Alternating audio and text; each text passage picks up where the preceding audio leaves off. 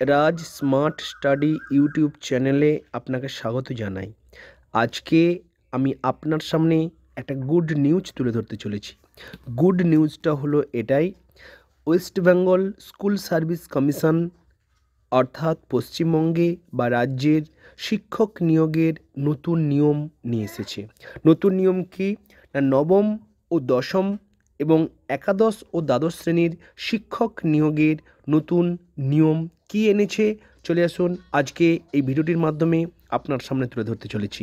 রাজ্যের school service কমিশনের নতুন নিয়ম নোটিশ আকারে এই ভিডিওটি ডেসক্রিপশান বক্সে রয়েছে, দেখে নেবেন নোটিশ। আমি কি রয়েছে সেই নিয়মটি আস্তে আস্তে আপনার সামনে উপস্থাপন করতে চলেছি।